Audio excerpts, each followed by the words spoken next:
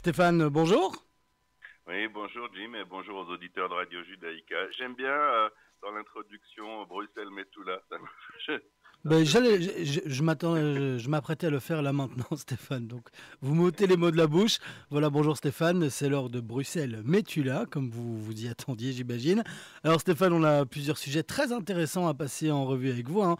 On parlera d'une dépêche de l'AFP qui a détourné des propos d'un porte-parole de l'armée israélienne. Vous avez beaucoup travaillé là-dessus du côté de l'Amena. On parlera également d'une exclue de l'Amena qui concerne le Hezbollah qui ont été faits prisonniers par des combattants d'Al-Nosra, qu'on appelle désormais le Front Fatah Al-Sham.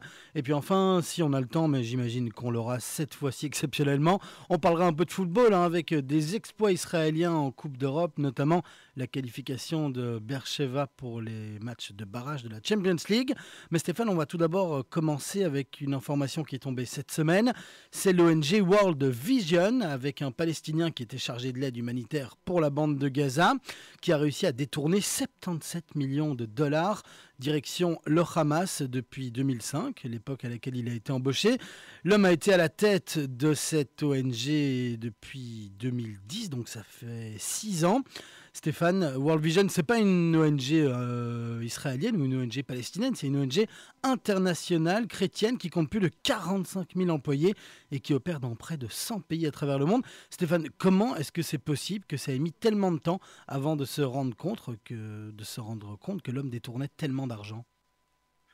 C'était bien fait parce que Mohamed Al-Halabi, c'est le nom de cette personne, a été placé, a été choisi par le Hamas. C'était pas un membre de World Vision qui a été sélectionné pour faire ce genre de détournement, mais c'est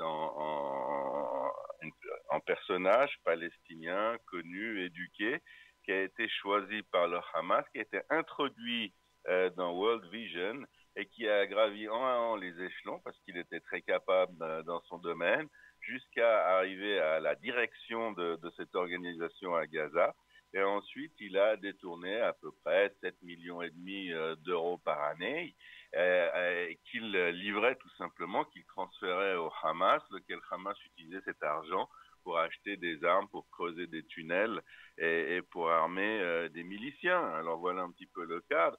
Mais il ne faut pas être plus surpris que cela, Jim, parce que on a bien vu lors de la dernière guerre à Gaza que même à l'UNRWA, dans les écoles qui sont financées par l'ONU, eh bien, on a trouvé des armes, on a trouvé des combattants. C'est-à-dire que les écoles financées par l'ONU admettaient en leur sein des combattants qui se cachaient. C'est-à-dire que les Israéliens avaient le choix soit recevoir des roquettes sur Tel Aviv et ne pas riposter, soit de riposter en tuant des enfants, parce que bien entendu le Hamas prenait soin de ne pas évacuer les enfants de ces écoles. Voilà à peu près l'ambiance. J'essaie ici de donner l'ambiance de ce qui se passe dans ces organisations humanitaires dans la région de Gaza. Il y a beaucoup de sympathie de leur part pour Gaza. Il y a beaucoup d'aveuglement parce qu'ils ignorent presque totalement, je parle de la direction à l'extérieur de Gaza. Ils n'ont vraiment pas beaucoup d'idées de ce qui se passe, de la manière de fonctionner de l'organisation terroriste palestinienne. Alors ils font confiance aux Palestiniens sur place et souvent ces Palestiniens sont des gens qui travaillent pour le Hamas, soit dans des activités d'espionnage, soit dans des activités comme celles qu'on vient de citer. En tout état de cause, James Mohamed El-Halabi a été arrêté par les Israéliens à la mi-juin, avec énormément de dossiers sur son compte. C'est une enquête qui durait depuis très longtemps. Alors aujourd'hui, World Vision nie un peu béatement, un peu sottement, je dirais, les allégations de la police israélienne. Ça va pas durer très longtemps, mais ce qui est le plus intéressant dans cette affaire, c'est que on a parlé, vous avez parlé des pays donateurs, on parle d'États donateurs et on parle d'États dans lesquels il y avait des mouvements consistant à récolter de l'argent et à les envoyer à World Vision à Gaza. Eh bien, on n'apprécie pas du tout. C'est notamment le le cas en Grande-Bretagne, on commence à se poser des questions, à poser des questions à World Vision, de savoir exactement ce qui a été fait avec les millions d'euros ou de livres sterling qui ont été envoyés. En Australie, c'est pire. C'est ce qui est important et c'est pour ça qu'il faut que cette enquête aille au bout. Il faut que les Israéliens démontrent les mécanismes et parviennent à apporter les preuves qu'ils ont recueillies lors de leur enquête, qu'il n'y ait plus aucun doute là-dessus, parce que ça amènera les pays donateurs en général, pas seulement pour World Vision, mais les pays qui d'habitude soutiennent de fausses œuvres humanitaires à Gaza, et également l'autorité palestinienne, les fonctionnaires, les soi-disant fonctionnaires qui reçoivent cet argent, et également des États arabes comme le Qatar qui envoient des dizaines de millions de dollars pour Gaza, ça va tout simplement les obliger à réfléchir à nouveau, soit à couper ce genre de financement, ce qui serait déjà très intéressant, soit également la possibilité de vérifier beaucoup plus sérieusement l'usage qui est fait de ces dons. Stéphane, on va revenir d'ici un court instant sur l'exclusivité de la MENA qui concerne des combattants du Hezbollah en Syrie. Mais tout d'abord, j'aimerais revenir avec vous sur une dépêche de l'AFP qui aurait détourné une citation d'un porte-parole de l'armée israélienne. C'est un article que vous avez publié sur la MENA dimanche dernier. Alors Stéphane, je vais tout d'abord lire un extrait de cette dépêche. Vous allez ensuite l'analyser. Donc je cite la dépêche. Un Palestinien a tenté de poignarder des soldats israéliens à un barrage en Cisjordanie occupé avant d'être abattu par des militaires. C'est ce qu'a indiqué l'armée israélienne. Un Palestinien armé d'un couteau a attaqué des soldats à l'entrée de Naplouse, la grande ville du nord de ce territoire occupé depuis près de 50 ans par Israël. C'est ce qu'a affirmé l'armée dans un communiqué. Des soldats ont tiré sur l'assaillant et l'ont tué. Voilà pour l'extrait de la dépêche, Stéphane. Alors je vais prendre ma casquette de journaliste naïf, de jour naïf, et je vais vous poser une question. Stéphane, qu'est-ce qui vous a choqué dans cette dépêche ? Il n'y a rien qui nous choque plus avec l'AFP. C'est pas ni la première, ni même la 50e analyse qu'on voue à cette organisation de presse semi-officielle française. Ça, c'est peut-être un petit peu choquant. Mais si on reprend votre communiqué, la réponse est très simple. D'abord, il n'y a pas de Palestiniens dans le communiqué de l'armée israélienne. Il parle d'un agresseur. Donc, l'AFP a ajouté le mot palestinien.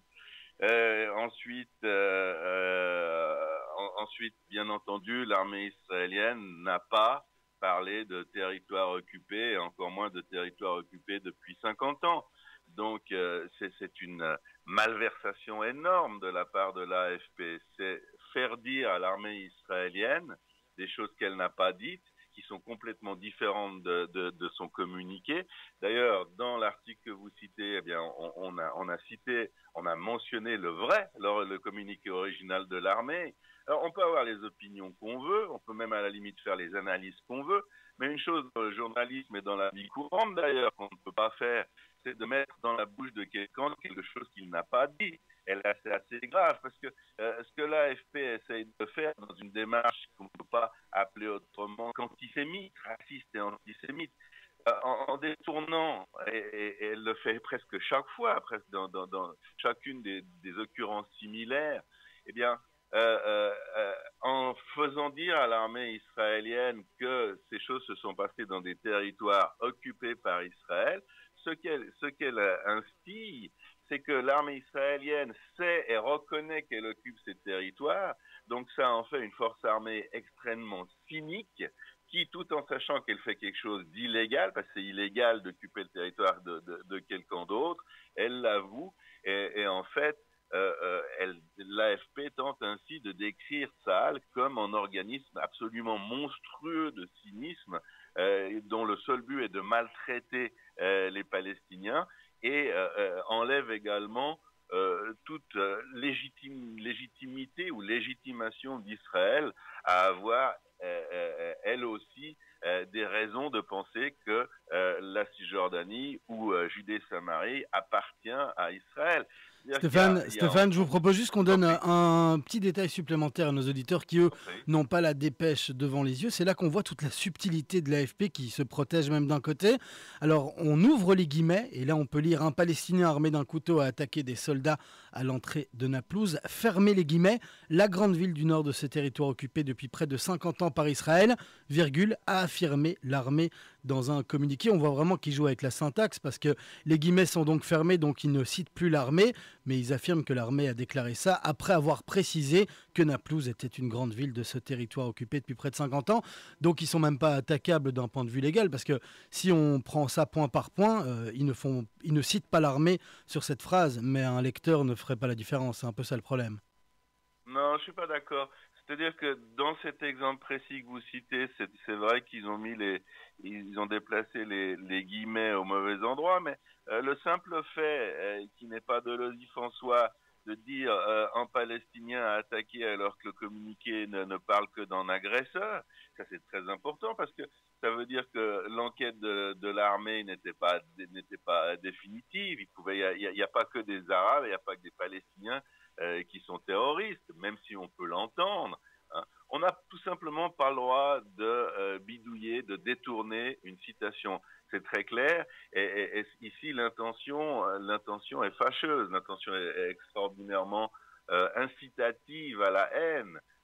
Si même l'armée israélienne reconnaît que ces territoires sont occupés depuis 50 ans, elle fait croire ainsi qu'avant il existait un État ou une entité palestinien et qu'Israël a volé ses terres. C'est un petit peu la doxa de ceux qui détestent Israël et les Juifs en ce qui concerne le différend israélo-arabe. Mais très précisément, dans ce que vous venez de mentionner, les guillemets sont au mauvais endroit, mais je peux vous donner sur la même dépêche et sur ces développements, parce que l'AFP émet un premier câblegramme et après il le met à jour et les guillemets ensuite sont au mauvais ou au bon endroit. Mais à part ça, même s'il n'y a pas de guillemets, si vous dites Monsieur Dupont s'est promené dans la rue à Bruxelles sans guillemets, annonce Radio Judaïka, ben c'est Radio Judaïka qui l'a annoncé, qui fait la faute, la faute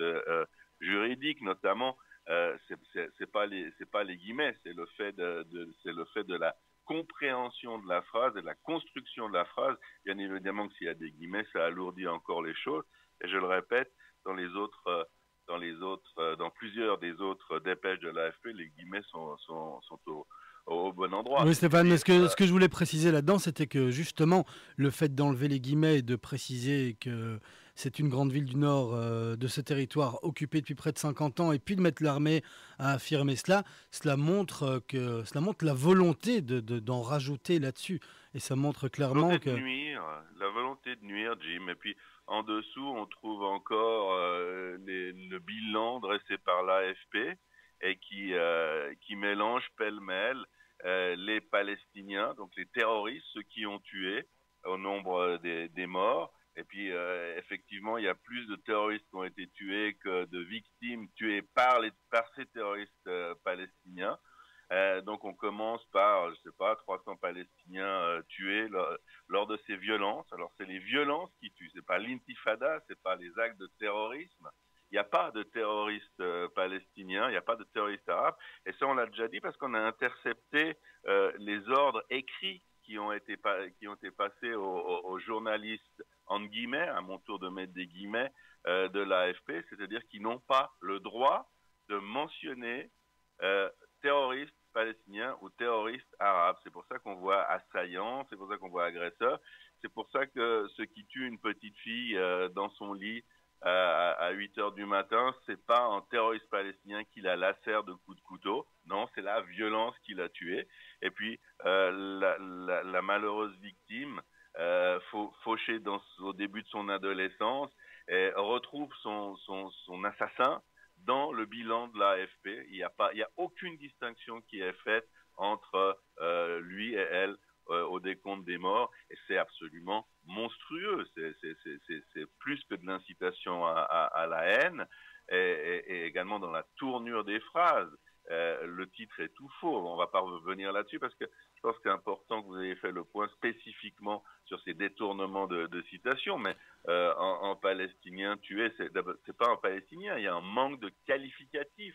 C'est un terroriste palestinien. C'est comme si cette nuit, en Bulgare, avait attaqué une banque à Bruxelles, et puis à la place de dire un voleur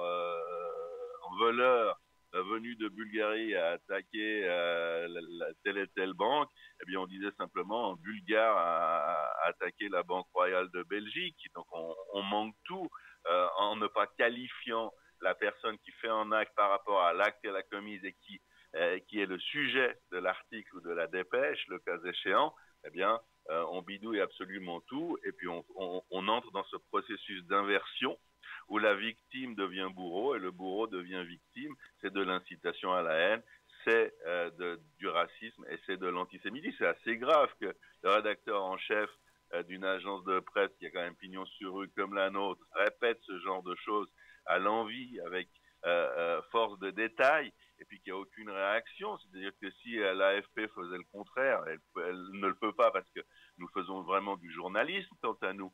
Eh bien, si l'AFP nous accusait de quelque chose du genre, je vous assure que le lendemain, nos avocats assigneraient l'AFP en justice. Nous, ça fait plusieurs années qu'on dénonce ce genre de malveillance, et puis il n'y a aucun dossier qui a été diligenté devant les tribunaux contre la MENA. Ça signifie ce que ça signifie, et ça signifie, pour être tout à fait clair, que nos accusations sont à ce point documentées que effectivement l'AFP est devenue une organisation qui incite à l'antisémitisme et qui est une organisation profondément raciste et qui est, je le répète une fois encore, et c'est la pire des choses dans cette description, qui est une agence semi-officielle française, c'est-à-dire qu'elle appartient en partie à l'État français et surtout qu'elle est dirigée de par son organigramme, de par son mode opératoire, par le gouvernement français. C'est éminemment grave. Stéphane, j'invite d'ailleurs nos auditeurs à se rendre sur la page de la Metula News Agency s'ils veulent plus de détails sur cette affaire de la dépêche de l'AFP ou lire d'autres articles. D'ailleurs, j'imagine qu'un nouvel article, il y en arrivera dans le courant de la journée, justement, sur un sujet dont vous me parliez hors antenne. Stéphane, vous avez une exclusivité du côté de la Metula News Agency avec des dizaines de combattants du Hezbollah qui ont été prisonniers en Syrie par le front Fatah al-Sham, ancien front al-Nosra. Stéphane, vous avez réussi à vous procurer une vidéo du côté de la MENA. Ouais, je crois qu'on va la publier aujourd'hui. On est en train de terminer son authentification, c'est-à-dire qu'il faut qu'on soit sûr, comme à la MENA, hein, parce qu'on n'est pas l'AFP, vous venez de le dire. Il faut qu'on soit sûr à 100% qu'il s'agit d'une vidéo authentique. On l'est presque, hein, on a encore à peu près 1 heure de travail là-dessus. Et on voit sur ces images le front al-Nosra qui s'est rebaptisé Fatah al-Sham. Alors pour les auditeurs qui ne parlent pas tous l'arabe littéraire, Fatah al-Sham, Fatah c'est l'ouverture, la victoire, al-Sham c'est la Syrie en arabe. Donc c'est la victoire en Syrie, c'est le nouveau nom d'al-Nosra. Al-Nosra essaye de se distancer en Syrie, de créer une coupure entre son opération, son organisation et la maison mère, si je puis dire, pour que Fatah al-Sham puisse participer aux négociations sur l'avenir de ce pays. Je ferme la parenthèse et j'explique qu'on se bat très fort dans la région d'Alep avec une offensive de la part des rebelles qui est repoussée, mais avec de très grandes difficultés par les troupes du régime, appuyées par l'aviation russe, qui s'en donne un cœur joie et qui bombarde un petit peu confusément les civils et les miliciens armés.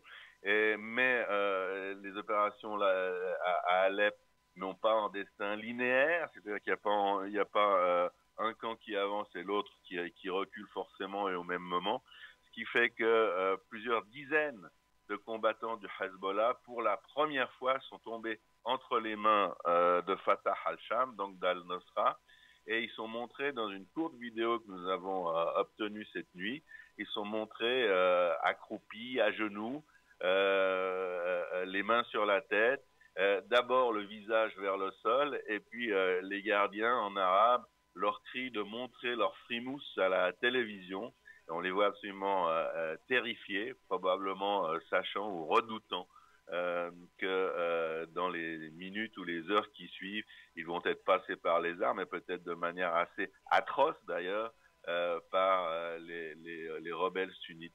Donc on a ces images d'hommes du Hezbollah terrifiés. Pour la première fois, ce n'est pas un prisonnier ni deux, mais on ne voit pas exactement le nombre parce que l'image ne nous montre jamais tout le groupe. Mais sur ce qu'on voit sur le groupe, eh bien, nos camarades journalistes de la MENA ont compté à peu près 27 personnes qu'ils ont réussi à identifier. Et on voit cette terreur et ce nouveau tournant de la guerre et de la guerre médiatique de ce qui se passe en Syrie. Ce qu'on peut ajouter brièvement à ce sujet, c'est que si les Syriens et les Irakiens ont pris l'habitude de ce genre d'images de torture et d'épouvante, c'est pas le cas du tout au Liban. Et au Liban, on n'a pas encore réagi à cette vidéo. Je pense qu'on l'a pas encore visionné. Eh bien, les gens sont très sensibles, y compris les familles des combattants, des miliciens du Hezbollah, qui vont subir très très mal et qui vont exercer des pressions. Le Liban n'est pas exactement une démocratie, mais il existe beaucoup de paramètres démocratiques au Liban. Et je vous assure que les familles, non seulement chiites, des combattants vus sur ces images, mais également des autres communautés chrétiennes, druzes et sunnites, vont réagir. Il y a eu des prisonniers chrétiens qui ont été détenus pendant très longtemps par le régime syrien. Il y a eu des prisonniers sunnites. Et les Libanais sont très réactifs à ce genre de choses. On va encore beaucoup parler de cette exclusivité, Jim. Stéphane, il est 8 heures passées de 22 minutes. Normalement, nous devrions déjà arrêter cet entretien. Mais vous le savez, hein, Alexandre est en vacances tout l'été. Et du coup, on peut se permettre, Stéphane, de dépasser un tout petit peu le timing. Alors, je vous propose quand même de conclure sur une bonne nouvelle hein, pour le sport israélien. De bon augure avant les Jeux Olympiques qui débuteront aujourd'hui à Rio. Stéphane, c'est de belles qualifications en Coupe d'Europe de football pour des clubs israéliens.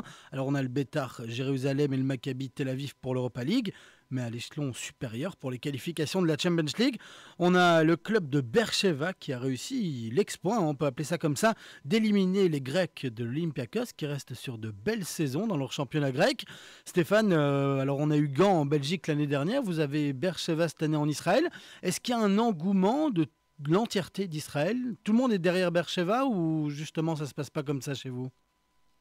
Alors tout le monde n'est pas derrière Beersheva parce que c'est très parcelé. Ici, il y a je pense que c'est la même chose en Belgique. Il y a les fans de Maccabi Tel Aviv qui détestent Hapoel et les gens d'Hapoel qui détestent. Enfin, ça vient beaucoup de la politisation du sport dans les années de la création de l'État d'Israël et des années qui l'ont précédé. On rappelle très rapidement que Hapoel, qui est une des grandes centrales sportives, qui compte le plus d'équipes dans les championnats israéliens, pas seulement de football d'ailleurs, signifie l'ouvrier.